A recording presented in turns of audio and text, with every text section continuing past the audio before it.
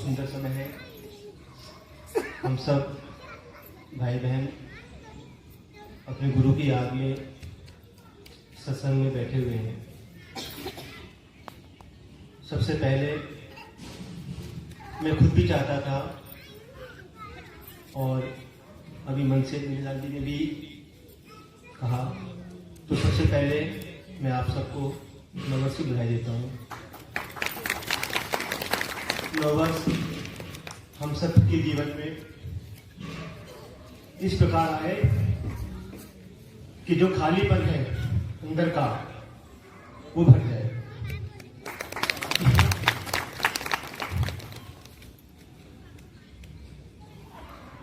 अभी पिछले सोमवार को मैं बरेली बीसलपुर में था।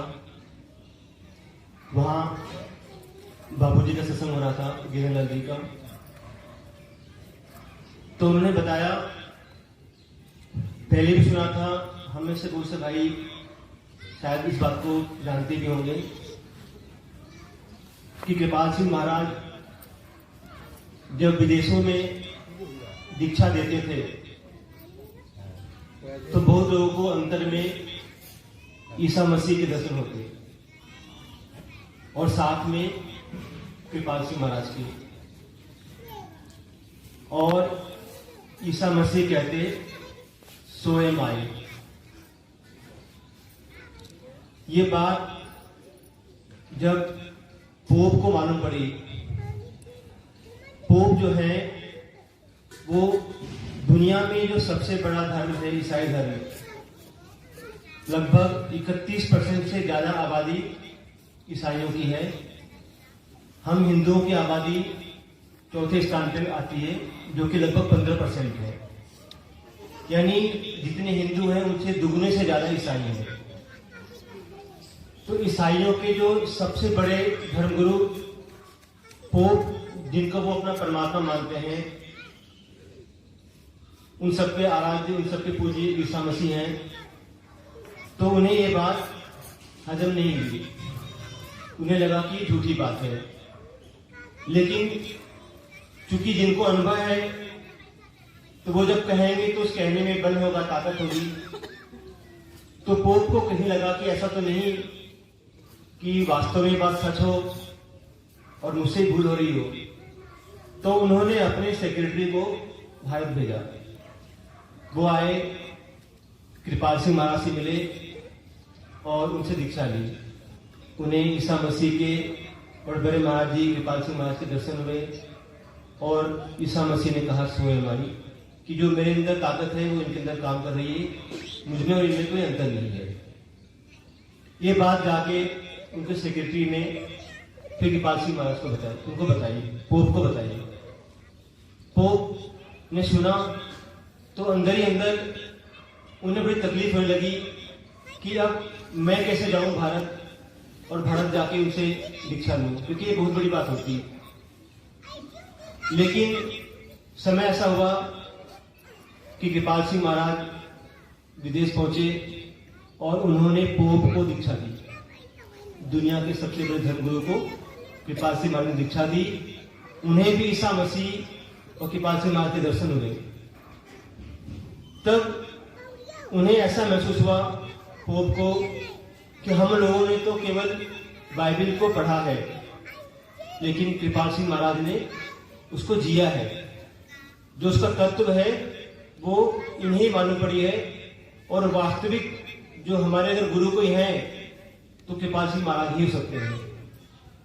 ईसाइयों में जो धर्म की सबसे बड़ी उपाधि होती है उसे कहते हैं नाइट ऑफ माल्टा। जैसा भारत में सबसे बड़ा भारत रत्न है, ऐसे ईसाई जगत में नाइट ऑफ माल्टा सबसे बड़ी उपाधि है। लेकिन वो उपाधि केवल ईसाइयों को ही मिल सकती थी।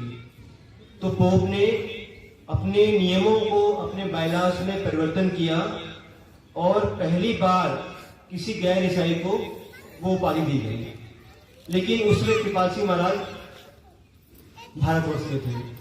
अब वो उपाधि देने के लिए वहां से जो भी आए वो भारत के प्रधानमंत्री से मिले। उसमें पंडित जवाहरलाल नेहरू प्रधानमंत्री थे, क्योंकि ये स्टेट लेवल का, एक राष्ट्र स्तर का पुरस्कार है। तो राष्ट्राध्यक्ष से ही मिलता है, सबसे बड़े अधिकारी से ही मिलता है। तो कृपाल सिंह महाराज के पास पंडित नेहरू आए और उनके हाथों से उपाधि दी गई। कृपाल सिंह महाराज से पंडित नेहरू ने भी दीक्षा ली। बाद में आयरलैंड की एक महिला थी, उन्हें कृपाल सिंह महाराज के साथ स्वामी जी के दर्शन हो गए, हमारे स्वामी दिव्यानंद जी महाराज के, और कृपाल सिंह महाराज ने कहा स्वयं आइए। फिर नाइट ऑफ माल्टा की उपाधि दूसरी बार हमारे स्वामी जी को मिली। तो इस बात को कहने का मेरा केवल एक ही मतलब था, एक ही भाव था, एक ही संकेत था कि हम लोग ऐसे गुरु परंपरा से, ऐसी धारा से जुड़े हुए हैं जिनको दुनिया की सबसे बड़े स्तर पे जो भी धार्मिक नेता हैं वो मान चुके हैं। हमारा फर्ज क्या बनता है? एक बाप, एक पिता, वो तो यही चाहेगा कि जो उसकी संतान है वो एक साथ एक होके बैठे और उनका मिशन आगे बढ़े। लेकिन हमने अपने मिशन को, अपने स्वामी जी के, अपने बड़े महाराज जी की मिशन को, या कहे जो हमारे सनातन गुरु धारा से जो मिशन चला आ रहा है, उसको हमने तू और मैमे के चक्कर में कितना नीचे गिरा दिया है। हमारे बीच में जो हमारे गुरु शरीर रूप में होने चाहिए वो भी हमारे बीच में नहीं है। एक बात मैं हमेशा से कहता रहा हूँ, यहाँ तो कभी नहीं, यहाँ तो मेरा कई साल के बाद आना हुआ है, अभी पीछे बरेली और केले में सत्संगों में गया हूँ, तो मैंने एक बात कही कि इस परंपरा में, संत गुरु की परंपरा में, गुरु को अपनी कोई बात अपने शिष्य तक कहनी होती है तो मेरे समझ से 2-3 उसके रास्ते हैं। अगर कोई और हो तो आप जो कहें वो ठीक है। पहला तरीका तो ये है कि शिष्य इतना सबल हो कि वो ध्यान कर सके, ध्यान में जाके गुरु से बात करके गुरु से आदेश ले सके, यानी अंतर में शिष्य और गुरु की बात का होना। उस दर्जे पे हमारे बीच में कौन है कौन नहीं है तो नहीं जानता, लेकिन मैं तो उस दर्जे में नहीं आता। दूसरा तरीका है कि कई बार हमें अंतर में स्वामी जी के दर्शन सपने में होते हैं, ब्रह्म मुहूर्त का समय होता है, उस समय जो स्वामी जी के दर्शन होते हैं वो बिल्कुल दिव्य स्वरूप होता है। लगता है कि वो चमकदार चेहरा वो हमारी आंखों के सामने हमेशा रहे, एक अंदर से बहुत खुशी होती है। एक तो वो दिव्य स्वप्न के रूप में स्वामी जी अपनी कोई बात कहते हैं। तीसरा होता है कि अगर किसी का ध्यान बनता है और उसे महाराज जी आते हैं तो उसके माध्यम से वो हमें कोई बात मालूम पड़े। जैसे मुझे कोई बात अगर मालूम करनी है कि इस बारे में स्वामी जी की क्या मर्जी है, क्या इच्छा है, तो मैं किसी ऐसे व्यक्ति से मिलूं जिनका ध्यान भजन बनता हो, वो स्वामी जी से पूछ के और मुझे बताएं। तो जो बात के 2 तरीके हैं, उनसे कभी कभी स्वामी जी से, महाराज जी से मेरी बात होती रही है। 3-4 साल पहले एक बार स्वामी जी ने कहा, मुझसे नहीं कहा, जिनको ध्यान में आते थे उनसे कहा, और उनसे उन्होंने मुझे बताया कि स्वामी जी कह रहे हैं कि आश्रम की व्यवस्था से मैं खुश नहीं हूँ। उन दिनों दयाबेन जी आश्रम में थी, तो उन्होंने कहा कि अगर तुम दोनों जाओगे तो मुझे बहुत खुशी होगी। तो इनका सारा सोनू जी और मेरी तरफ था कि तुम दोनों जाके अगर व्यवस्था को संभालते हो तो मुझे बहुत खुशी होगी। बाद में क्या हुआ, कुछ घटनाएं ऐसी घटती गई, और एक बार ऐसा मौका पड़ा कि हमारा दोनों का यहाँ आना हुआ, लेकिन किन्हीं कारणों से, जिन्हें कहें कि शायद हम अंदर से कमजोर थे, या कहें कि जो बाहरी स्थितियाँ थी, परिस्थितियाँ थी, वो ज्यादा मजबूत थी, हम आके भी वापस चले गए। लेकिन इस बार ऐसा हुआ कि मेरा छोटा पुत्र बीमार हुआ, और जनवरी में वो बीमार हुआ, नए साल में, और उसके बीमार होने के बाद स्वामी जी ने कहा, उसके 1 महीने पहले कहा था, नवंबर में कहा था कि मनोज से बोल देना कि कुछ पैसों की व्यवस्था करे, बच्चे का खाना पीना बाहर न करे। ये 2 बातें कही, और उसके बाद स्वामी जी आना उन व्यक्ति को बंद हो गए। जनवरी में बेटा बीमार हुआ, मैं बहुत परेशान हुआ, उसको लेकर अस्पताल में गया तो मालूम पड़ा कि इसे कोई बड़ी बीमारी है। मैं उन व्यक्ति से मिलता रहा, वो कह रहे कि स्वामी जी नहीं आ रहे, तो मैंने कहा कोशिश करो, प्रयास करो कि बड़े महाराज जी से बात हो जाए।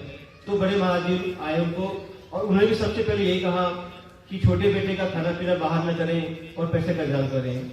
वही बात चूंकि दोबारा कही गई तो मैं समझ गया कि एक ही धारा है, शरीर चाहे अलग हो, और वो बात मुझसे कही जा रही है। बाद में बेटा ज्यादा बीमार हो गया। जुलाई में 1 जुलाई को आखिरी बार 5वीं 6ठी बार अस्पताल में भर्ती हुआ। तो भर्ती होने से पहले उसने मुझसे कहा कि पापा अब जब हमारी छुट्टी होगी तो हम दिल्ली नहीं रहेंगे, हम आश्रम जाके रहेंगे, वहां सेवा करेंगे। उस बच्चे ने अपनी मम्मी से कहा, सोनू जी से, कि मम्मी हमारे बड़ों का बनाया हुआ आश्रम है, वहाँ की स्थिति अच्छी नहीं है, तुम मुझसे वादा करो कि वहाँ की स्थितियाँ ठीक करोगी। अब हमें लगता है कि स्वामी जी की पहले से भी इच्छा नहीं थी कि आके और यहाँ की व्यवस्था ठीक हो। शायद हमारा मोह उस बच्चे में ज्यादा था, तो उसके माध्यम से स्वामी जी ने गलवाया कि हमें आश्रम में आना है। जब बच्चे की छुट्टी हुई तो डॉक्टर ने जवाब दे दिया था कि ये कुछ घंटों का मेहमान है, कुछ घंटों या कुछ दिनों में इसका शरीर छूट जाएगा और इससे कुछ भी हो सकता है। हम जब घर गए तो उससे पूछा कि दूसरे घर आश्रम चलोगे? उसने कहा हाँ पापा, मैंने तो पहले ही कहा था। उसके जो स्पेशलिस्ट डॉक्टर थे उनसे बात करी और उन्होंने हाथ बढ़ा, बोले कि जो इसकी आपकी इच्छा हो आप सारी मानो और सारी पूरी करो, इसकी सेवा करो। हम उसी दिन सबकी बात मान के, डॉक्टर की बात मान के और उसकी इच्छा को मान के हम आश्रम के लिए चल दिए और 24 जुलाई को हम आश्रम आए। स्वामी जी की दया से वो गुरु पूर्णिमा का दिन था। हमारे मन में बहुत आशा थी कि कुछ अच्छा हो जाएगा, लेकिन 10 दिनों के बाद दरअसल इस बीमारी में जो दवाइयाँ मिलती हैं उससे शरीर का जो अंदरूनी अंग है वो सारे छलने हो जाते हैं, लीवर, किडनी सब डैमेज हो जाते हैं। इस तरीके से उसकी जो हालत थी वो काफी खराब हो गई थी। 10 दिन के बाद उसने शरीर छोड़ दिया और उसकी आखिरी इच्छा या स्वामी जी की इच्छा को मान के हम तब से वहां रहने लगे। वहां पे रहना हमारे लिए कोई आसान नहीं था, लेकिन फिर भी स्वामी जी के सहारे हम आगे बढ़ते चले गए। और भैया जी का जो इस बीच में मेरे ख्याल से 7-8 महीने से भैया जी यूट्यूब पे आने लगे थे, और जब यूट्यूब पे आते थे तो भैया जी कोई आश्रम का जिक्र नहीं करते थे, कोई स्वामी जी का जिक्र नहीं करते थे। लेकिन बाद में कुछ ऐसा हुआ कि उन्होंने आश्रम का भी जिक्र करना शुरू कर दिया, स्वामी जी का भी जिक्र करना शुरू कर दिया और ये कहना शुरू कर दिया कि जो भी हमारे सत्संगी भाई बहन आश्रम पहुंचे उनको अच्छी व्यवस्था मिले, और जो भी वहाँ व्यवस्था में लोग हैं वो अपनी जेब न भरे, ऐसे कुछ लोग आगे बढ़े जो वहाँ पे सेवा भाव से हो और संगत की अच्छी संभाल हो। बाद में उन्होंने अभी 25 दिसंबर को क्रिसमस के दिन एक मेरा नाम लिया, एक और नाम लिया और ये जिम्मेदारी दी उन्होंने। उस जिम्मेदारी के मिलने के बाद में मुझे अंदर से ये लगा कि जो मेरी बाहरी रुकावटें थी वो तो दूर हो गई, क्योंकि जुलाई अगस्त में जब हम आए थे तो हमारी स्थितियां बहुत ही प्रतिकूल थी। वहाँ रहना हमारे लिए बहुत मुश्किल था और शायद कुछ खतरा भी था।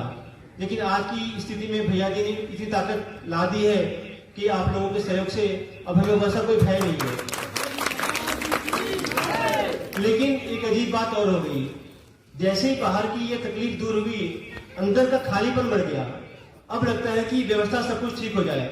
मान लिया कि व्यवस्था ठीक हो गई, संगत भी आ गई और संगत को व्यवस्था भी मिल गई, आराम से रह रहे, लंगर हो रहा है, कमरा मिल रहा है, बिस्तर मिल रहे हैं, सब व्यवस्था ठीक है। लेकिन जो हमारी असली चीज है वो तो हमारे बीच में नहीं है। हमारी असली चीज क्या है? रूहानियत और हमारे गुरु, वो हमारे बीच में कब आएंगे? तो मुझे यही लगता है कि जिस तरीके से स्वामी जी ने उनको प्रेरणा देके उनके मुंह से अपने नाम लिवाया और मिशन को ये करने की बात करी, मिशन में जुड़ने की बात करी, तो स्वामी जी ही दया करेंगे हमारे ऊपर और शायद ये जो नया साल है वो हम सबके अंदर के खालीपन को भर देगा और जो हमारा गुरु है वो हमारे बीच में सशरीर उपस्थित होगी। समय ज्यादा हो गया है, इसके बाद स्वामी जी कैसे लगेगी।